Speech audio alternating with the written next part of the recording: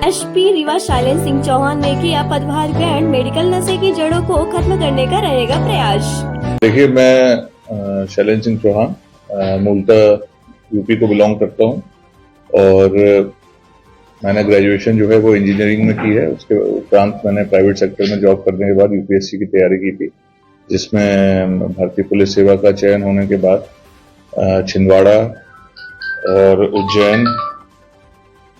दतिया, शाजापुर, खरगोन,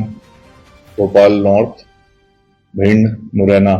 और उसके बाद ग्वालियर में एज कमांडेंट में अभी वर्तमान में पदस्थ था, जहां से अभी हाल में ही स्थानांतरित होकर यहाँ पे आज मैंने रीवा में पुलिस अधीक्षक का पदभार ग्रहण किया है। सर, रीवा के बारे में क्या कानून व्यवस्था के लिए क्या करना चाहते हैं? देखिए, जो मेन फोकस है वो बेसिकली जो पुलिस की अपनी सबसे बेसिक पुलिसिंग होती है उस पे रहेगा कि जिसमें जो थाने हैं उनके जो प्रॉपर बीट वाले होते हैं, पुलिस का पूरा वर्क जो है वो इंफॉर्मेशन पे होता है और उसके लिए जो पुलिस के बेसिक जो बीट सिस्टम होता है कि जिसमें लोग अपने एरिया को पूरी तरह से समझते हैं और वहां पे होने वाले लोगों के मूवमेंट्स और उनकी कार्रवाइयों पे सतत निगाह रखते हैं, नजर रखते हैं और वहां पे लोगों के साथ और वहां पे सभी से अपना एक नेटवर्क डेवलप करके उसके आधार पे वहां पे ये कोशिश करते हैं कि किसी प्रकार का कोई अपराध पहले तो घटित ना हो और यदि घटित होता है तो उसको तत्काल उसका पता लगाया जाकर जो भी अपराधी हैं उनको शीघ्र से शीघ्र पकड़ा जाए। सर, सबसे बड़ी समस्या यातायात की है।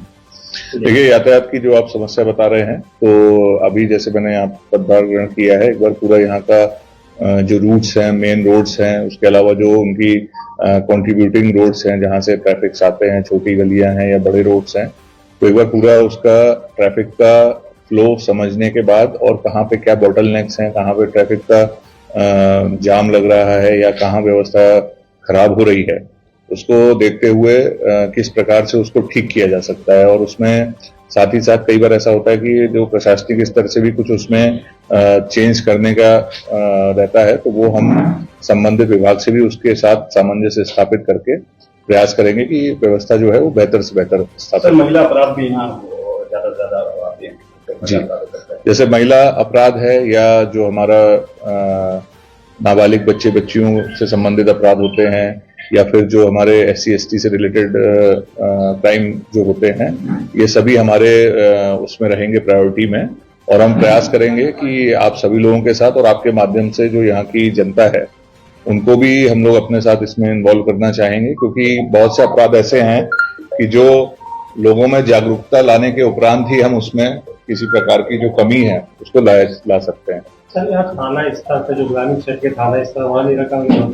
अधिकारियों के कार्यालय में काफी भीड़ होती है, तो इसको कैसे सुधार करेंगे कि वही स्तर से वहाँ काम हो जाए उनका? देखिए, प्रयास करेंगे कि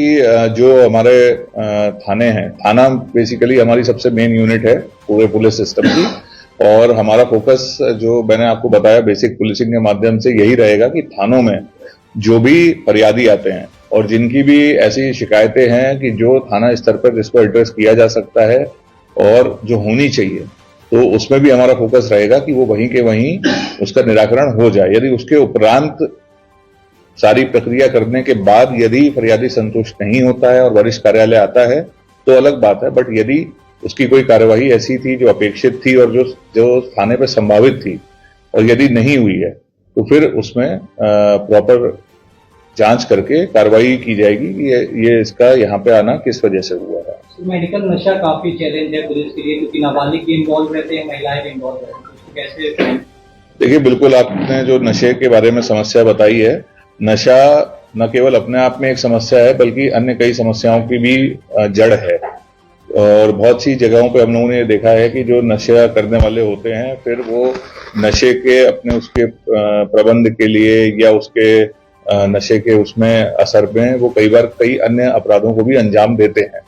तो बिल्कुल हमारा इसमें भी फोकस रहेगा और इस एरिया में जैसा आप सभी से मुझे चर्चा के माध्यम से भी पता चला और यहाँ का जो हम लोगों की पुलिसिंग उसमें भी हम लोग को इन्फॉर्मेशन है कि यहाँ पे नशे का एक डिफरेंट टाइप का नशा जो है जिसका यहाँ पे स्पेसिफिकली यूसेज होता है, तो उसका भी हम लोग अपना पता लगा कर कि वो कैसे सप्लाई होता है और उसकी जड़ में जाकर कि कहाँ से वो किस तरह से हो रहा है सप्लाई, और प्रयास करेंगे कि उसमें स्टर्न कार्रवाई करें कि जिससे कोशिश तो यही रहेगी कि वो पूरी तरह यहाँ से समाप्त हो जाए। बाकी अब हम प्रयास करके देखेंगे कि कितना हम उस पर सफल होते हैं। तो फरियादी में 181 में ज्यादा शिकायतें होती है, उसका कैसे समाधान? देखिए, समस्याएं चाहे वो 181 में लगे, चाहे वो हमारे पास आए या वो किसी वरिष्ठ कार्यालय जाए, हम सभी समस्याओं को गंभीरता से लेंगे। अकेले ऐसा नहीं है कि सिर्फ 181 को लेंगे, सभी समस्याओं को लेंगे। और कई बार ऐसा होता है, आपने भी देखा होगा कि वही समस्या जो है वो अलग अलग जगह हमें दिखती है। मेरे पास भी आती है एज एसपी, और फिर हमारे वरिष्ठ अधिकारियों के पास भी जाती है, वही फरियादी 181 पे भी लगाता है। तो हमारा प्रयास यही रहेगा कि हम हर शिकायत को गंभीरता से, निश्चित रूप से 181 हमारी प्रायोरिटी में रहेगा, बट ये रहेगा कि जितना जल्दी हम जिस समस्या को एड्रेस करें और कोशिश करें कि वो पहले ही स्तर पर निराकृत हो जाए, जिससे फरियादी को 181 में ना लगाना पड़े।